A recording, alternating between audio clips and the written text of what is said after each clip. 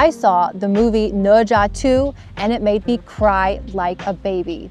The scene that made me cry was when Ne Zha's mom was holding him. I don't want to spoil it for you, but I ugly cried in the theater. If you have seen this movie, please let me know in the comments if this touched you as much as it touched me.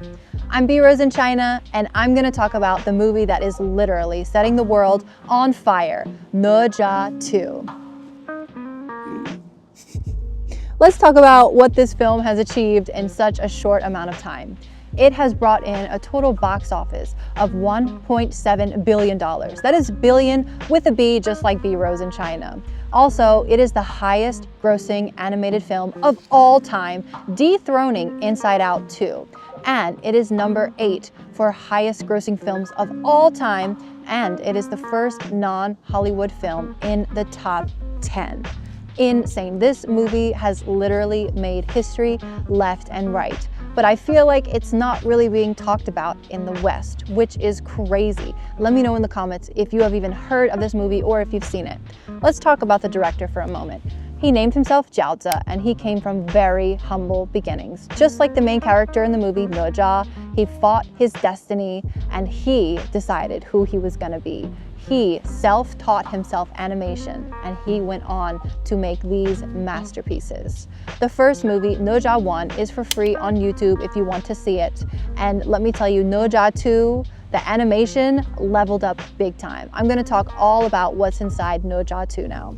The animation is insane. The attention to detail is incredible. It's literally like watching a masterpiece. You can see the details in the wood, in the water, in the fire, in the lava, in the jade. The colors are so vibrant. It's amazing. But I do have a little tip for you. If you go see the movie, go see 2D, not 3D. 3D is a little bit dark.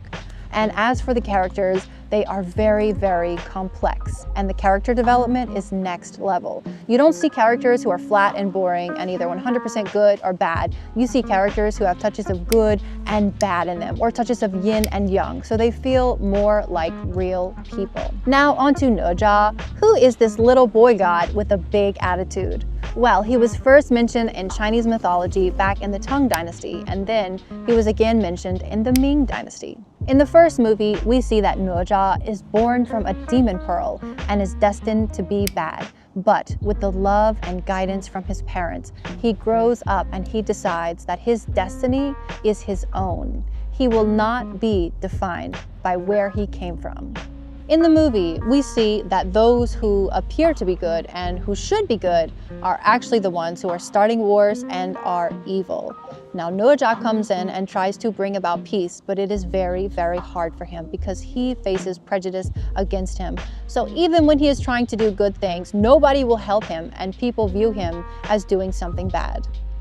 This can be related to China, because when China tries to do good in the world, the rest of the world thinks that they have bad intentions and they don't help, and a lot of the times it feels like China is against the world. This is why RedNote was so important, because with the influx of all of the TikTok refugees, they were able to see the real China, what China truly looks like and what it really is. It helped to break down some of those preconceived notions. This movie is an animated film, but it is super deep. It references real things that are happening in the world. I'm not going to draw conclusions, you can draw your own, but I will tell you what I saw. The first being a $sign on a furnace. The furnace was burning people alive and turning those people into valuable resources. Next, there was an eagle on a jade token, which a lot of people said could be related to an American green card, and it was offered by the villain to Ne Zha when he tried to make peace between him and Ne Zha because he thought he was about to lose. There are structures that look like the Pentagon and also the White House, and when Ne Zha is in the White House, he keeps saying how bai, which is how white, how white, how white. And the villain tries to give Ne Zha a ball that looks a lot like the COVID-19 virus, and he says that he wants Ne Zha to take this to sacrifice his life to save his parents' life.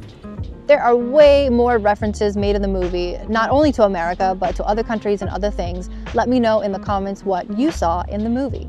China keeps showing us exactly what they can do.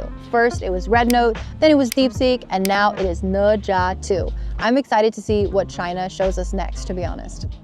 In the West, we do have animated movies that are about China and Chinese culture, but they are not written by Chinese people. Ne is totally different. It is about Chinese culture and it is written by Chinese people. So you can feel that the Chinese culture shown in the movie is so rich. You can feel that there's so much. I mean, China has 5,000 years of history. They really have a lot to tell us and a lot to show us. My favorite thing about this movie is that it relates a lot to I Ching. You know, I spent $200 on my baby girl's Chinese name, and the reason is I had to talk to masters because they know all about I Ching and how the stars align and what elements need to go together to create her perfect name. In the movies, we do see some references to the elements, like Ne is fire and Aobing is water. Is this movie worth the hype? Absolutely. Do not walk, run to your nearest cinema to watch this. I don't know if I already said this, but don't watch the 3D, watch 2D, because the 3D is a little bit dark and this movie is gorgeous to watch, so you want to see it with super vibrant colors. 2D is the way to go. If you guys like this video, please like it, leave a comment, and if you support what we do on this channel, please, please, please subscribe. It helps so, so much. All right, guys, until next time, bye.